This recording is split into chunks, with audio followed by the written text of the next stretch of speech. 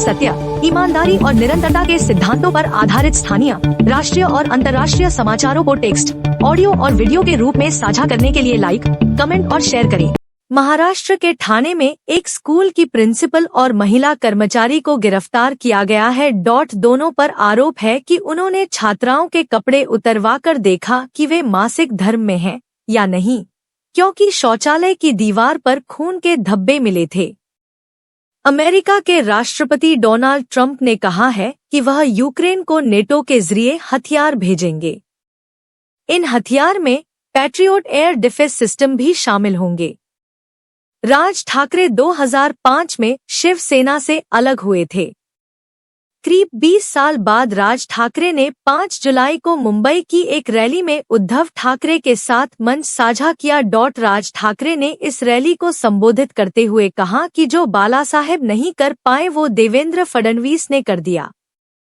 प्रधानमंत्री नरेंद्र मोदी जिन देशों की यात्रा पर गए थे उनकी आबादी से ज्यादा यहां लोग जेसीबी की खुदाई देखने के लिए जुट जाते हैं।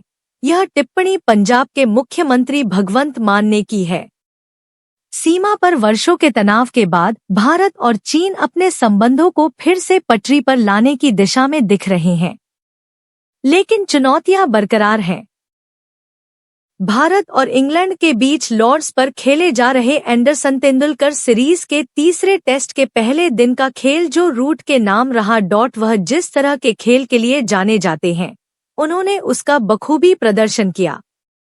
वह अपने करियर के 37वें टेस्ट शतक से सिर्फ 1 रन दूर हैं। सुप्रिया पाठक ने थिएटर से लेकर टेलीविजन स्क्रीन और सिनेमा के पर्दे तक हर जगह अपनी छाप छोड़ी है। उनका जन्म मुंबई में हुआ और यहीं पर उनका बचपन बीता।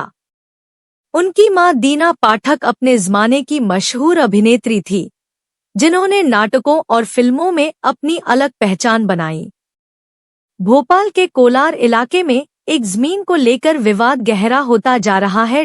सरकारी रिकॉर्ड में इसके कब्रिस्तान की जमीन होने का दावा किया गया है, लेकिन बीते दिनों इस जमीन पर गौशाला बनाने की कोशिश की गई।